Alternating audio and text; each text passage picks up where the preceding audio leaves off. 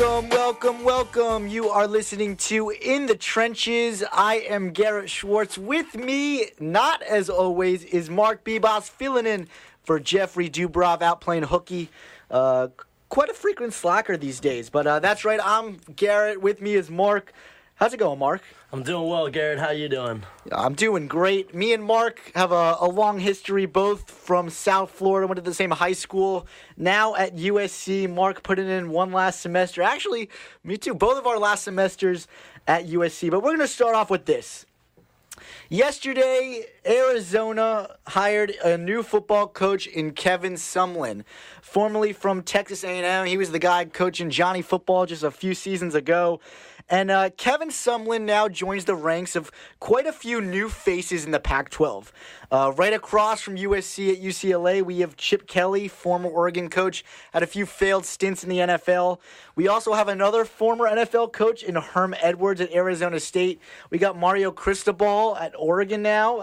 Mark, you were telling me Mario Cristobal. You know a little bit about him? Absolutely. But back in his days in Miami. Jeff and I were texting, Jeff, who is not here, right after the Sumlin hire, and Jeff made a comment to me that there is a serious possibility that Clay Helton could be the worst coach in the Pac-12 conference. Now, at first I kind of laughed it off, and I said, oh, Jeff, give me a break, man. Like, there's no way Helton's worse than 11 other coaches in the league. And, once I ran down the list, I realized, okay, maybe he's not the worst coach in the Pac-12, but I think there's certainly a case to be made that he might be in the bottom three, certainly the lower third or the lower half.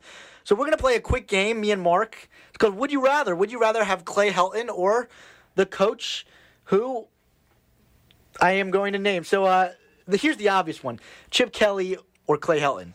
I think this is obvious. I think we got to go with Chip Kelly here. I mean, Chip Kelly, although he had some failed stints in the NFL, I don't think that really matters. I think Nick Saban, more than anybody else, proves that your coaching carousel in the NFL has nothing to do with what you can do in college. Just look back to his days at Oregon. He absolutely ran the table. He dominated us, and we actually had the possibility to hire Chip Kelly a couple years ago, and we passed up on that. That's going to come back to beat us, And my actually, I have a hot take for this coming season, which is that Clay Helton earned his job after winning a big rivalry game against UCLA a few seasons ago. Oh, yeah, this coming season, Clay Helton will lose his job against UCLA at the hands of Chip Kelly. All right, so yeah, obviously you and I both agree Chip Kelly, far and away the flashier hire, the guy with a better resume than Helton, obviously. Oh, yeah, no doubt about it. All right, what do you think about Kevin Sumlin, the new guy at Arizona? Coming over from Texas A&M, he got a lot of heat from the boosters. Wasn't able to have a continued success maybe that he was expected to have, especially in the SEC. SEC, Big 12? SEC, that's what I thought. Sumlin or Helton? I think I got to go with Sumlin on this one, too. I mean, who are you going with? No, 0 for 2. I mean, look, Helton and Sumlin, the thing that really stands out to me about both these guys is they're both great recruiters. But I just think Sumlin has proven that he's a little bit more of a sophisticated play caller. Certainly a little bit of a flashier, more emotional coach on the sidelines. Look, if he's able to make Arizona a serious Pac-12 contender after Rich Rod, who had some sexual assault allegations going against him, and he was forced out of there. But if he's able to turn Arizona into a Pac-12 contender after Rich Rod wasn't able to for a lot of seasons, this is going to make a pretty strong case for himself. Here's an interesting one. New coach at Arizona State, Herm Edwards. Helton or Herm?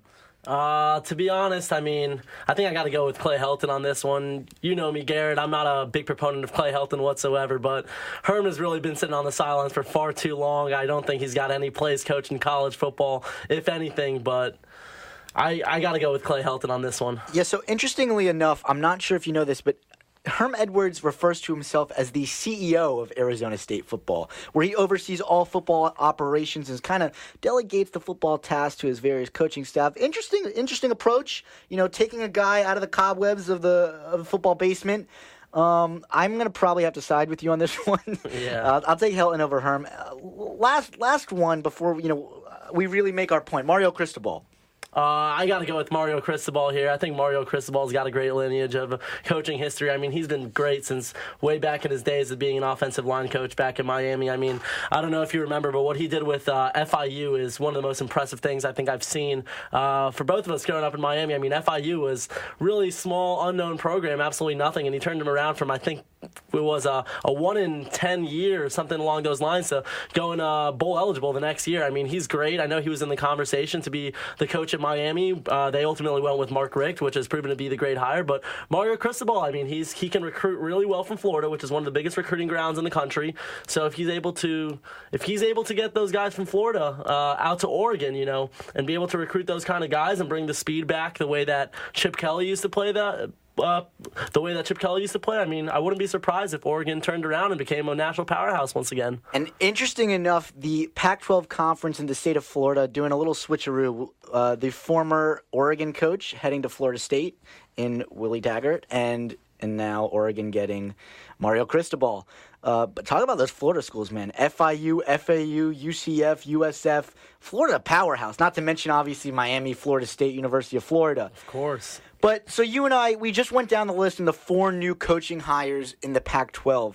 And I could keep going in terms of compelling arguments and who I'd rather have. I mean, you look at Mike Leach at Wazoo, a guy who, has had a lot of success in his career, ended USC's season arguably this season. Oh, absolutely. Chris Peterson at Washington. They've made the playoff. I mean, is there any doubt in your mind that if you put Chris Peterson in the recruiting machine that is USC, he would have more success than Clay Helton? Oh, there's absolutely no doubt in my mind. I think they would be way more successful. And it's not just Chris Peterson and Mike Leach. There's guys like Mike McIntyre and Kyle Whittingham as well. I mean, all those guys who are at programs who are doing well right now, like Utah, Washington State, UW. These are programs that are doing well that 5-10 years ago were sort of nowhere to be seen in the light. And you know what? If they had the national recruiting powerhouse that is USC and were able to attract talents out of state, places like Texas, Georgia, and Florida, the way USC is able to do, I mean, there's no doubt in my mind that they would be doing a better job than Clay Helton is right now. At the end of the day, you and I, and Jeffrey as well, tend to be a little bit harsh on Helton. Look, he's a great guy. What he's achieved at USC in his first 2 seasons, nonetheless, is more than impressive. He's got a Pac-12 title under his belt, which no other USC team has ever done. He did win a Rose Bowl, which is something that USC has not done in a long time since Pete Carroll. He won the Rose Bowl, and that was great. That was impressive. Winning the Pac-12 this year, I mean, Garrett, I don't think there's any arguing that winning the Pac-12 this year is no accomplishment whatsoever. I mean, we're talking about one of the most weak conferences in all of football. 1-8 in bowl play, certainly not very impressive. But look, at the end of the day, it's not really about whether Helton is better than this guy or that guy. At the end of the day, he's not elite and he's not great.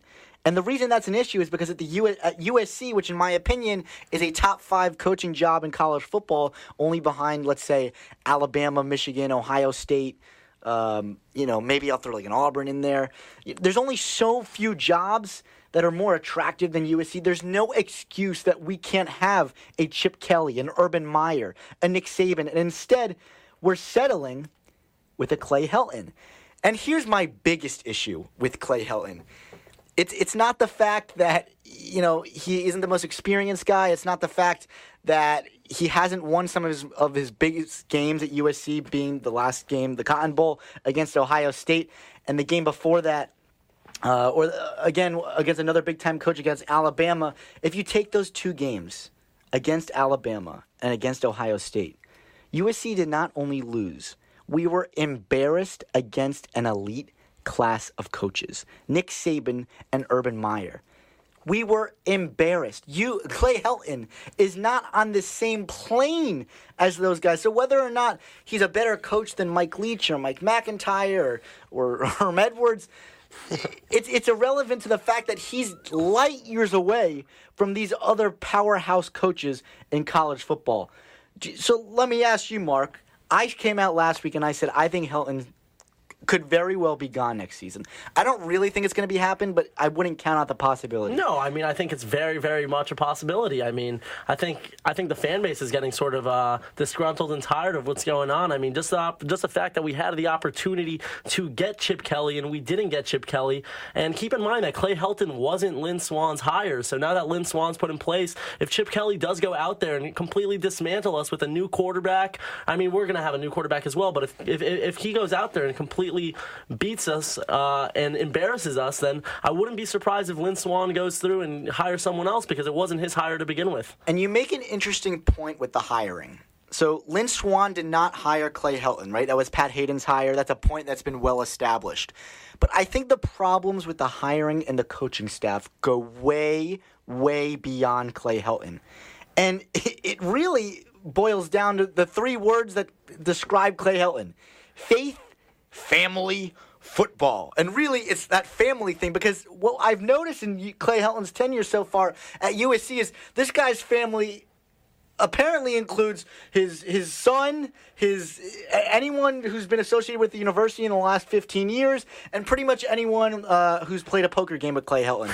And clearly, Helton is not making hires that an elite program demands. The one exception being De'Anthony McCullough, who is the running back coach from Indiana IU. He produced Jordan Howard. He also produced Tevin Coleman. He came to USC, and obviously the run game has been pretty darn good under him with Rojo and Justin Davis. Actually, sorry, no, McCullough wasn't here, but Rojo and Stephen Carr this year. But McCullough's gone after 1 year.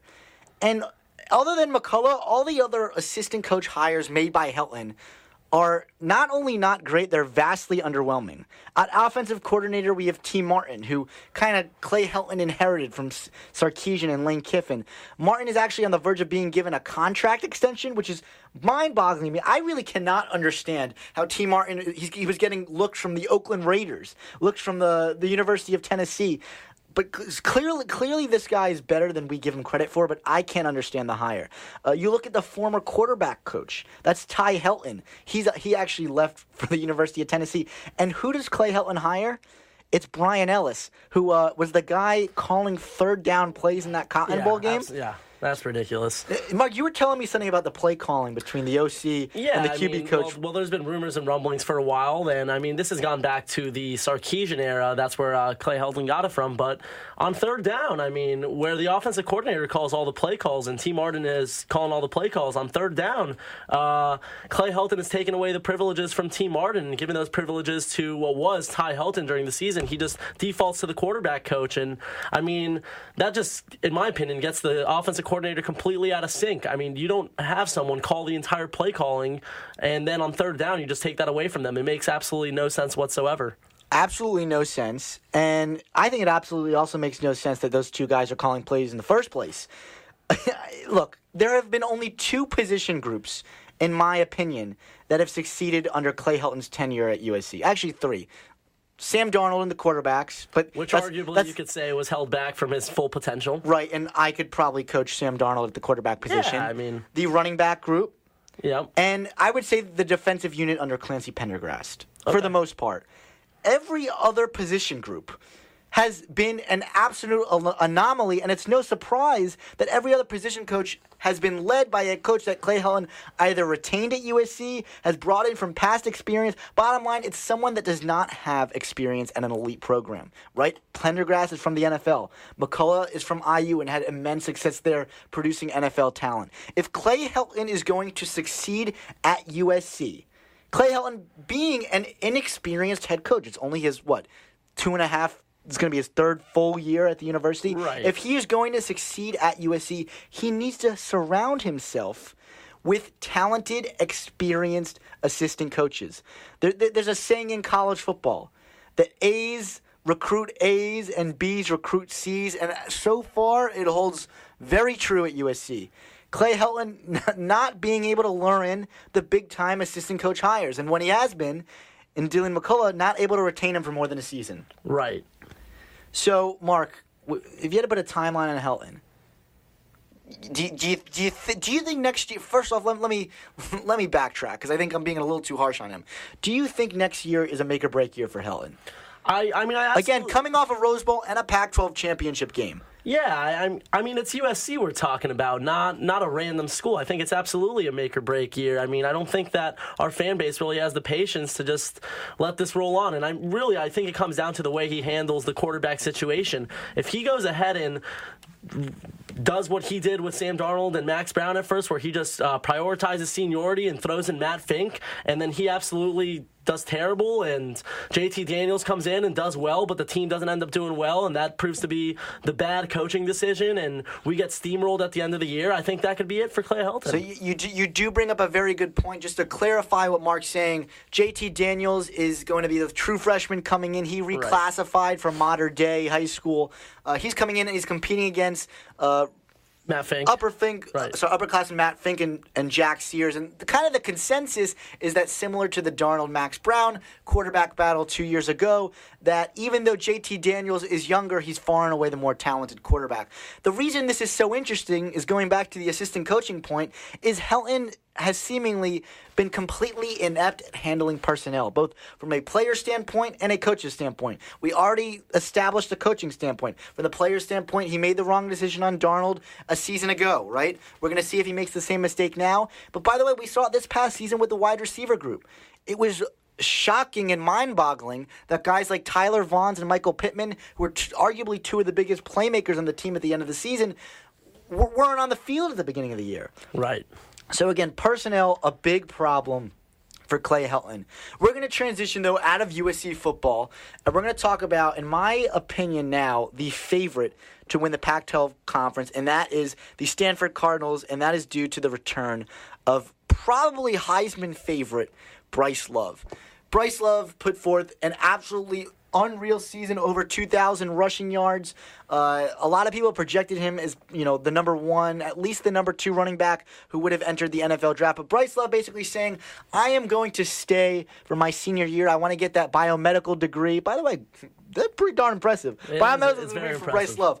But the question I have for you, Mark, is, and I have a hot opinion on this. Did Love make the right decision in staying? I don't think he did, because I definitely commend him for wanting to come back and getting his degree, but you and I both know that there's always a possibility of coming back to school later. We've seen it with Mark Heasley. We've seen it with Robert Woods walking around campus in the offseason. Those guys who left to the NFL a year early, coming out of USC, are back in the classroom. They're still playing in the league. They're both having very successful careers in the NFL. Coming back in the offseason and trying to get their degrees is something that Bryce Love could have made. And, with the shelf life that running backs have, and the fact that he's coming off a spectacular year, not to mention a year in which he was very, very hurt and continued to play through his injury and put up crazy numbers that put him in contention for winning the Heisman. I think you got to go when your stock is at the absolute highest. You've got one goal at the end of the day, and that's to make the NFL. All credit to him for being a biomedical engineering major. I'm sure that is a backup to the NFL, and the NFL is his main goal. Otherwise, he wouldn't be playing football at such a competitive level and doing so. And you know what? So let me push back for a second, because I do agree with you. But I think a lot of people will say, if you look at the extreme small sample size of just Stanford, it was just a few seasons ago, they were put in pretty much the exact same situation with Andrew Luck. Am I right? Yeah. Andrew Luck was did he win the Heisman? Andrew Luck. He was certainly a Heisman finalist, but anyway, he was projected to be the number one overall pick after his junior season. He elects instead to return for his senior year at Stanford, ultimately not necessarily probably achieving as much as he wanted to on the football field, but he still was the number one overall pick and was still able to get his degree. And Andrew Luck has said multiple times how important it was for him to have that degree or something to look forward to or a career after football. And now, by the way, with those lingering neck injuries, Andrew Luck's got to be pretty darn happy he got that degree. But you brought up a really good point, which is why this Bryce Love situation is different than Andrew Luck. Right, Yeah, he's at Stanford. Versus a quarterback. Exactly. And at the end of the day, you're looking at a National Football League where elite, and I'm talking about elite, best ever running back talent are not getting paid. Le'Veon Bell, right? He might be the best ever, certainly the best ever dual threat running back. Absolutely. He's going to get franchise tagged this season. Again. And look, with running backs, it's different from pretty much any other position in that you are just getting pounded and pounded and pounded, and the opportunity to get hurt is just so much greater than pretty much at least any other offensive position, in my opinion. So Bryce Love staying, right? This is a guy who's already shown to be injury prone. He's already shown that and by the way, he's been incredibly productive on one foot or whatever. I'd rather take Bryce Love on one ankle than pretty much 98% of the other running backs in college football. That being said, when you have guys who compensate for lingering injuries, like you saw with Bryce Love, by the way, like you saw with Antonio Brown at a certain point this season, right? He had a bum ankle. He ended up tearing his ACL or a knee sprain because he was playing through an injury. Bryce Love in his senior year, I'd hate to see him get hurt, but it's certainly a real possibility. So Mark and I both agree Bryce Love coming back, probably not the best decision. But let's talk about what it means for the Pac-12 in general. I mean, do you agree with me? Does this make Stanford the odds-on favorites to win the Pac-12? I not only think it makes them the odds-on favorite to win the Pac-12, I think you've got to consider them in the national championship conversation now. I mean, they bring back KJ Costello, who looked fantastic towards the end of the season. That offense really looked in sync. Bryce Love is coming back. He'll be healthy. You've got to remember that he was putting up crazy numbers while injured. He's coming back, and if I'm not wrong, 4 of the 5 offensive linemen are coming back too. So, I mean, that's a program coached by a great David Shaw that you can't really ever rule them out. So, yes, I absolutely think they're the favorite for the Pac-12, but I think you got to start considering them to be the national champions as well. You have arguably the best player in college football, arguably one of the best head coaches in college football. Add that to an experienced upperclassman quarterback in Costello, and a ferocious front seven on the defense. Oh, yeah. Yeah, they're a playoff contender. Not to mention, they're going to be a nightmare for USC in week 2 of the upcoming season. Week 2 or 3, I'm pretty sure. Yeah, week two in the upcoming season. We got that crazy stretch at the beginning of the season. By the way, I did spend all day making a spreadsheet of every single college football game in the following season, and I can confirm that USC is playing Stanford week 2. They are. And look, there is no chance in heck that David Shaw is going to lose 3 in a row to the Trojans. No. Or actually, it might be 4 in a row now. I believe we beat them. We lost twice this season, and we did beat them a season ago. Right. We did. I don't see it happening. Anyway, we are going to take a short break. You are listening to In the Trenches. I am Garrett Schwartz. With me is Mark Bebos filling in for Jeff Dubrov. It is Monday. Oh, it's Tuesday. It used to be on Mondays. It's Tuesday night. Thanks for listening. We'll be back in just a few.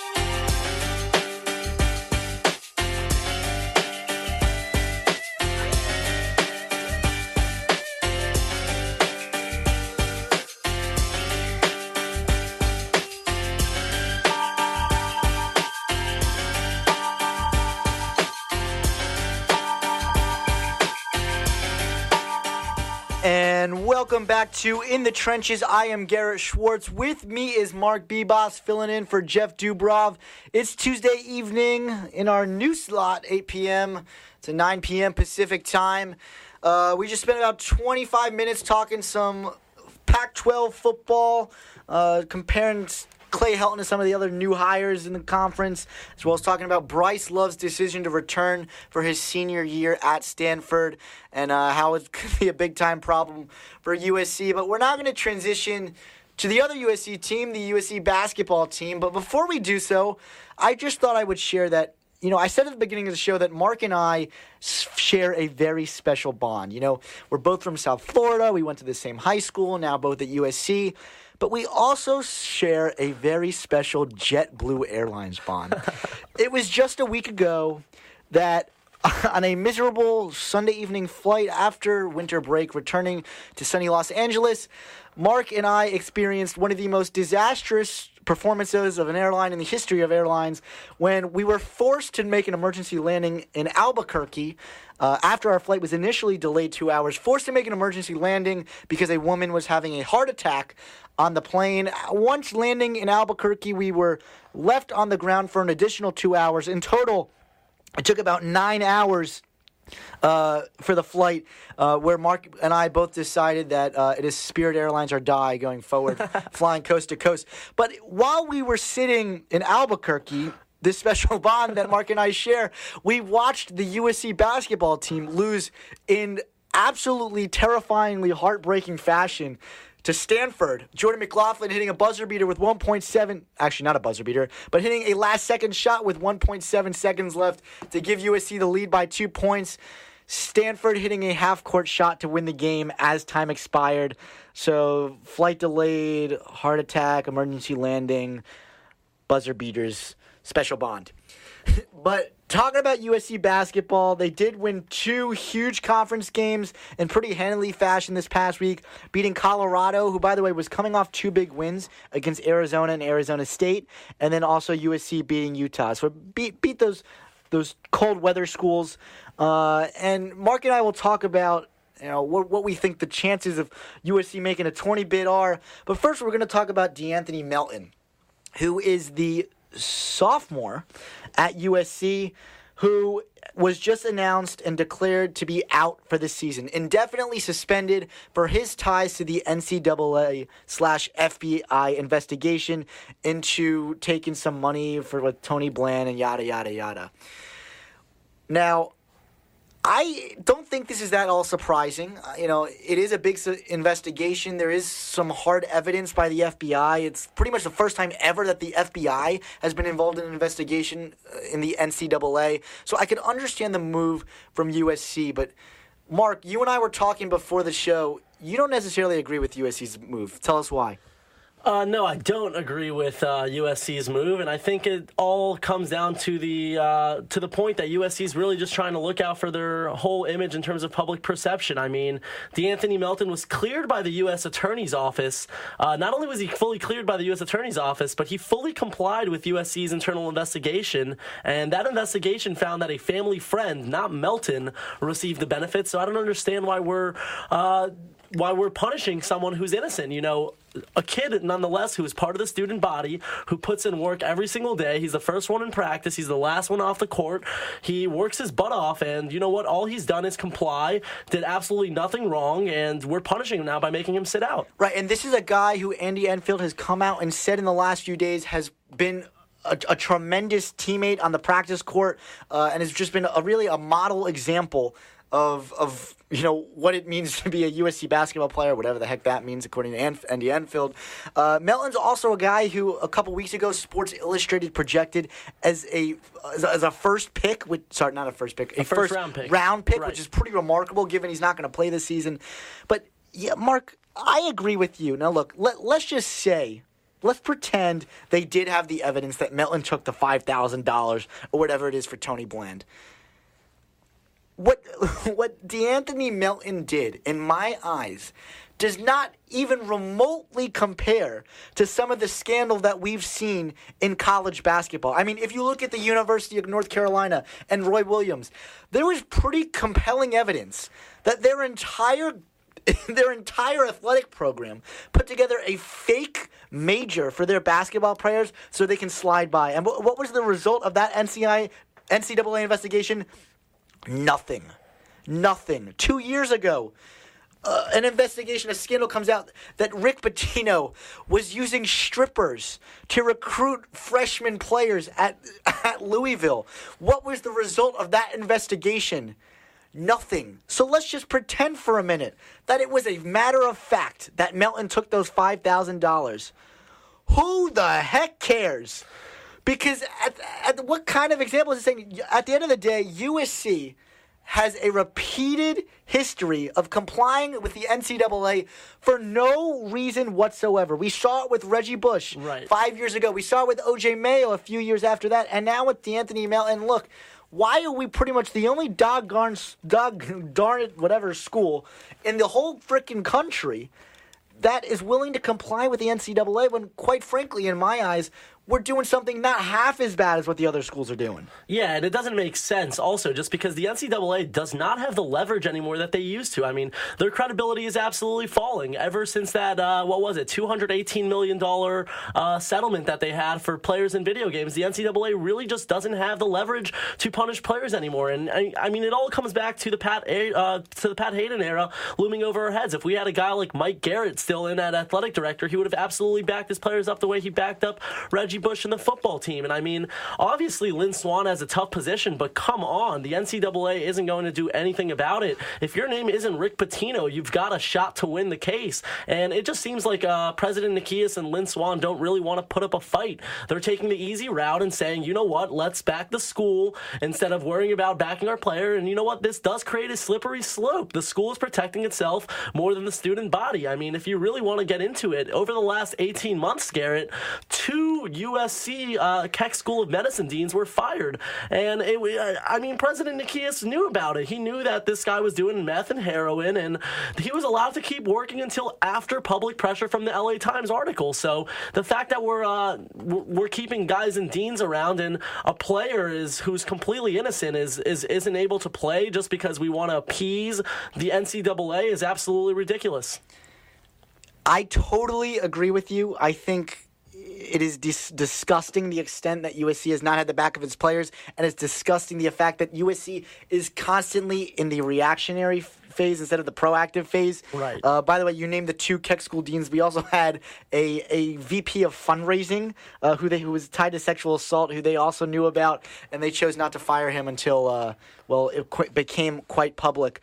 But look, if I were to make one argument into why I could justify the Melton suspension, it's that this team of USC upperclassmen is not nearly as mature as we had anticipated going into the season. I mean, at the end of the day, the reason why USC came into the season ranked number 10, it's because that people know that it's the juniors and seniors that win in March and April.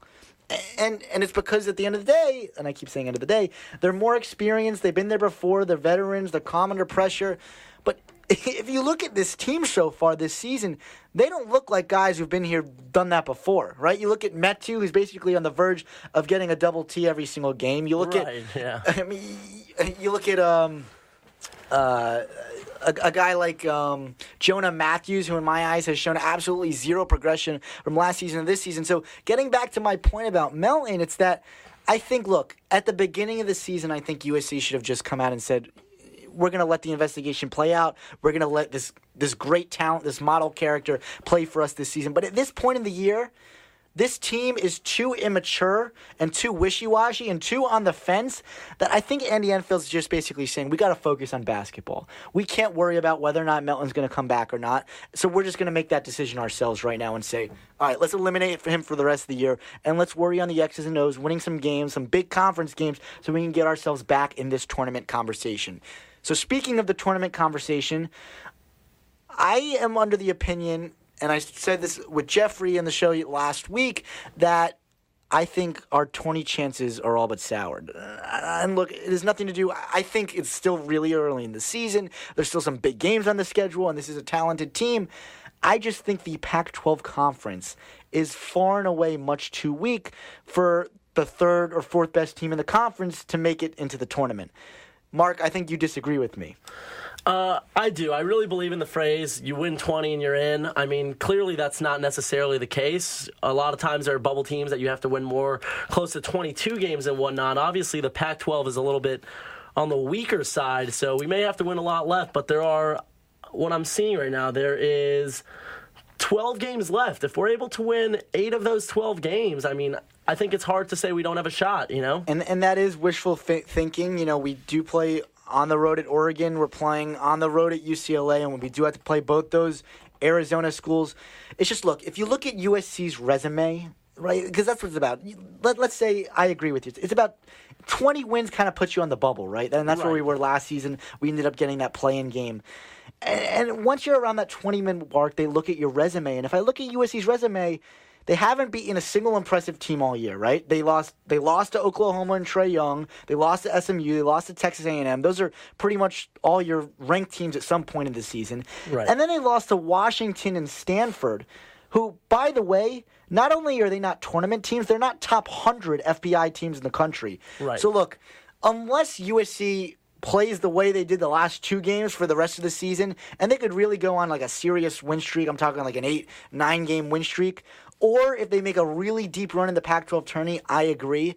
I just can't see it happening. I think this is a team that's way too reliant on its 3-point shooting, and when you're not making those shots, it's just a team that's shown it's not going to win games.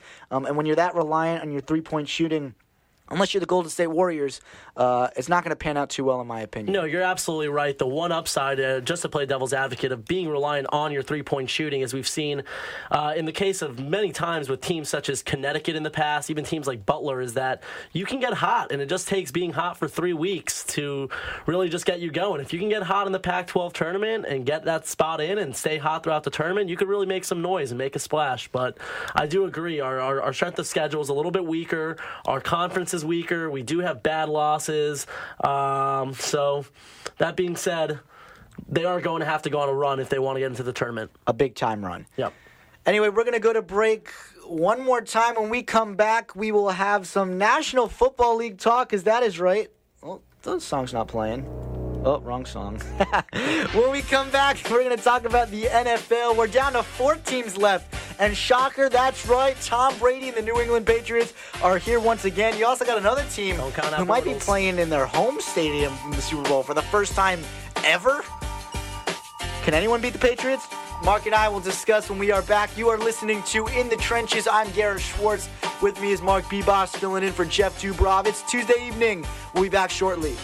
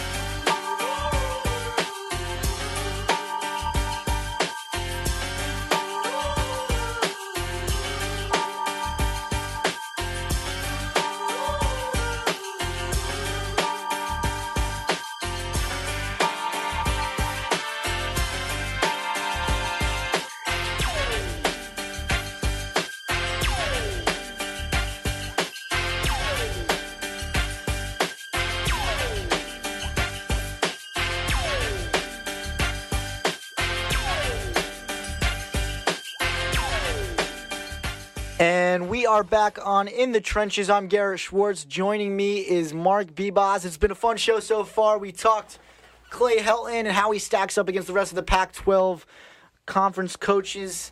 We also talked about Bryce Love's decision to return, and just shortly ago, we talked about De'Anthony Melton and USC's decision to suspend him indefinitely, or actually not indefinitely, for the rest of the year. But now we're going to transition to the National Football League, and that's right, we're down to 4 teams. We got the New England Patriots versus the Jacksonville Jaguars. Who saw that one coming? And the Philadelphia Eagles taking on the Minnesota Vikings. And look, 2 weeks ago, the NFL world was set ablaze at the hands of an ESPN article calling for the end of an era in New England. The end of an era of the greatest head coach of all time, the greatest quarterback of all time, and quite frankly, probably the greatest owner of all time. And people were saying, man, oh man, this team, they got too much ego. They're not going to be able to get it done. It's the postseason and this story's breaking. Heck, it's probably the first time ever that you saw prominent New England people, I'm talking Brady, I'm talking Belichick, actually address the media about a serious story quite like this since Deflategate. But heck, that was in the preseason. This is in the playoffs. And people were, probably ready to write off New England. Sure enough, here we are. One game away from the Super Bowl. The Patriots are playing Blake Bortles and the Jacksonville Jaguars. And I think there is no way in heck the New England Patriots are not going to win the Super Bowl. But before I get there, let's go game by game. Let's start in the NFC first. We got the Eagles and the Vikings. What a thriller it was for Minnesota beating the New Orleans Saints on a 60-yard walk-off Stephon Diggs touchdown. Putting the future of Drew Brees with a serious question mark. He is a free agent. I'm pretty sure they're going to bring him back. But all right, we got Eagles Vikings. Minnesota's about a field goal favorite to win this game. Mark, you're a big time sports gambler. Who you like in this game? I mean, it's a tough one. Minnesota's definitely the better team. They've got the good defense, but Philadelphia is playing at home. It's hard to go against a team playing at home in the postseason. So I think I'm going to go with Philadelphia in this one. Yeah, and I don't think Nick Foles gets the credit that he deserves, to be quite frank. And it's because, look, if you saw him in Philadelphia during his last stint, he was pretty darn good. He was a playoff quarterback until he got hurt. And then he went off into QB purgatory, playing under, Jeff Fisher teams. And I forget where his last stint was. Somewhere. Which Case Keenum did, too. Right, where Case Keenum also was. Nonetheless, he's back in Philadelphia, and he's winning playoff games. So I think, look, he's not a Carson Wentz, but playing at home, it's just they're probably the most well-rounded team right now in terms of the whole complete shebang package. But the whole storyline of Minnesota playing at home in the Super Bowl is just it makes you drool. It's like, ooh, yeah, because maybe that's the team that could beat New England. And that new stadium too. I mean, that would be exciting. It would be exciting, and a lot of people make the argument that Minnesota is the best team in the league. They say Case Keenum's been playing out of his mind. They say Minnesota's got tons of playmakers and Diggs, and obviously their defense is absolutely ferocious. But look, if you look back to the New Orleans Minnesota game, not that Philadelphia's offense was all that impressive, but Minnesota didn't score a touchdown in that second half until the final seconds. Right. So basically, what that shows is, yeah, the fact that Case Keenum's your quarterback, it is a problem because at the end of the day, he isn't Aaron Rodgers, he isn't Drew Brees, and he's not Tom Brady. But playing against Philadelphia, so you're taking the Eagles? I'm taking the Eagles solely based off the fact that they're at home. I just think, and I know this is probably like a cliche argument, but Minnesota is just the right storyline, right? It is. It's the dramatic walk-off win against Drew Brees, and now I know they're playing on the road, but it's one game until the Super Bowl where they haven't been in so many years, and of course, if they get there, they get to play at home, and you got a quarterback in Case Keenum who people were ready to write off, and he may have written his way long term, in Minnesota. I like Minnesota in this game. Yeah, and it's crazy to think that they went from Bridgewater to Bradford to Keenum, and he's doing what he's doing now. I mean, the storyline is set up for. So, interesting prediction, by the way. Pat Shurmur's been rumored to be the upcoming New York Giants head coach. Is it rumored? I thought that was official. It could be official. It's probably pretty darn close to being official. Right. One of my friends has a theory that Case Keenum and Pat Shurmur are both going to go to the Giants. Okay, so you don't think they're going to draft anybody, or no, I do, but I think it'll give the Giants an option to let someone sit behind and learn a little bit? Sit behind and learn, test out their options, and it'll also give Eli the ability to play out the rest of his career with a team who actually wants him. Okay, that's actually very interesting because I don't know if you draft a quarterback and sort of let them learn behind a guy like Case Keenum. If you've got the confidence in Case Keenum to be your quarterback and Shermer likes him that much, they could go after a guy like Saquon Barkley. Yeah, no, it's pretty interesting. I mean, I just think if you're the Giants, you draft a Darnold, you draft a Rosen, and if you don't want to keep him, you trade him after a year or two. Right. But yeah, could be Barkley. All right, so I like Minnesota. Mark likes Philadelphia. Let's transition to the AFC. You got the New England Patriots against the Jacksonville Jaguars. Now, here's the really, really, really interesting storyline to me. And it's not Blake Bortles. It's Tom Coughlin. The New England Patriots killer is now back playing the Patriots, this time leading the Jacksonville Jaguars. Not the head coach. He's the head of football operations, whatever the heck that means. But, man, you talk about a guy who is able to turn around I got to censor myself, a disaster of an organization in only a season. It's pretty remarkable. Now, look, let's look at both sides of it. The New York Giants are a playoff team. Tom Coughlin leaves. They are now the worst team in football, or the second worst team in football. They won 2 games. Tom Coughlin leaves New York. He goes to Jacksonville. They hadn't made the playoffs since the David Garrard years. In fact, not even close. And in one season, the Blake Bortles-led Jaguars are 1 game away from the Super Bowl against the New England Patriots. So all I'm saying is, look, the storyline's there, right? Tom Coughlin, the Patriots killer, could get the job done. But give me a break. At the end of the day, if I'm Bill Belichick and I'm Tom Brady, how the heck could you possibly believe that Blake Bortles, Case Keenum, or Nick Foles is going to take down the New England Patriots in the Super Bowl this year? I don't see Bortles doing it in the AFC Championship game, and I don't see Keenum or Foles doing it in the Super Bowl because they're not even on the same planet, wavelength, whatever you call it, as Brady and Belichick. Do you think there's any chance the Jaguars get the job done? I do, and there's a guy by the name of Jalen Ramsey, and that's why I think they could do it. I mean, you put Jalen Ramsey on Gronk, that's a big body that can cover him. And not just keep in mind that, although it sounds silly to say that a guy like Blake Bortles could beat Tom Brady, you got to look back a couple weeks ago and remember that Jay Cutler beat Tom Brady on Monday night in Miami, and that was due to a very good pass rush defense that was able to get to the quarterback and good cornerbacks that were able to not let Tom Brady get the ball out to his receivers. And that's exactly the way Jacksonville plays. They've got a great pass rush, and they've got some of the best cornerbacks and safeties in the game. So if that defense locks them down, I don't think it's crazy to say that Jacksonville can beat New England. I mean, obviously there's no doubt in my mind that New England's going to win the game, and if I had to put any money on it, I would say New England's going to win it. But I don't think you can just discount Jacksonville and just say that there's absolutely no chance. Look, the last 2 times the New England Patriots lost in this round or later, it was at the hands of Tom Coughlin and a ferocious front 7. Right. And the same formula is there. Now, look, as a New York Giants fan, I have a lot more respect and faith in Eli Manning, at least in that stage of his career, than I do Blake Bortles.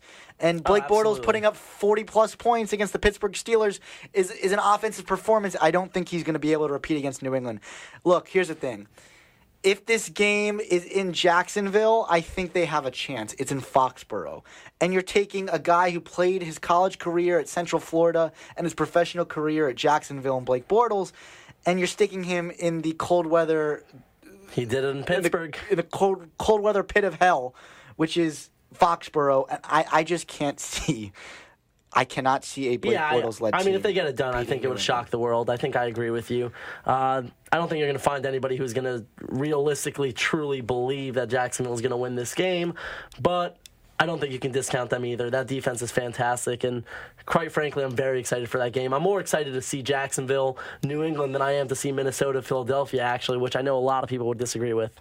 Yeah, I would honestly agree with you just because people want to see New England lose. I mean, just the possibility, which I don't even think it's a possibility, but, people at this point love to see the dynasty lose. People root against the Warriors, and people root against New England, whatever. People love to see the best lose, and the whole narrative and the possibility of, is this the end of an era in New England? With that whole storyline lingering, I could not think of a more fitting end of the Belichick, Brady, Kraft dynasty than Blake Bortles dethroning Tom Brady that would be hilarious. And going to the Super Bowl, but I don't see it happening. Do you think either Philadelphia or Minnesota could beat New England in the Super Bowl?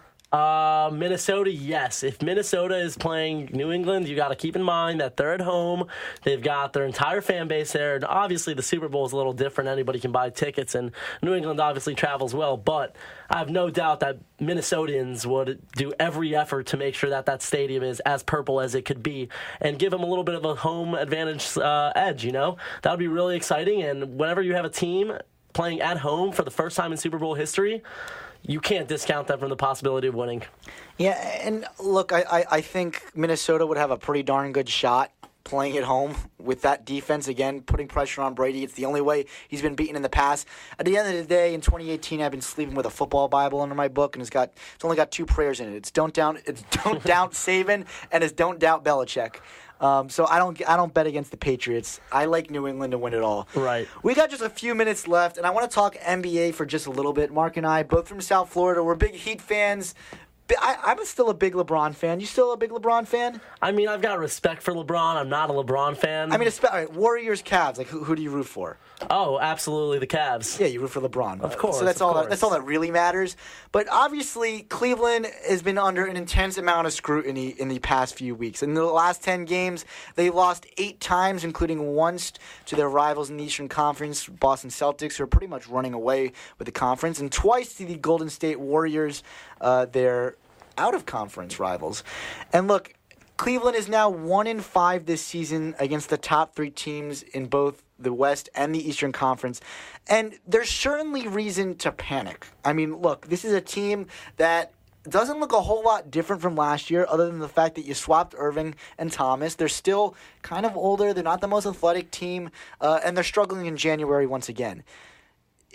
So Which is nothing new. So, I mean, first let's talk about the finals. I mean, I think you and I would both agree. I don't think Cleveland's going to win it all. I mean, it's not to smack LeBron. I mean, he's the greatest ever. It's just that Golden State they're just too good. They're that good, yeah.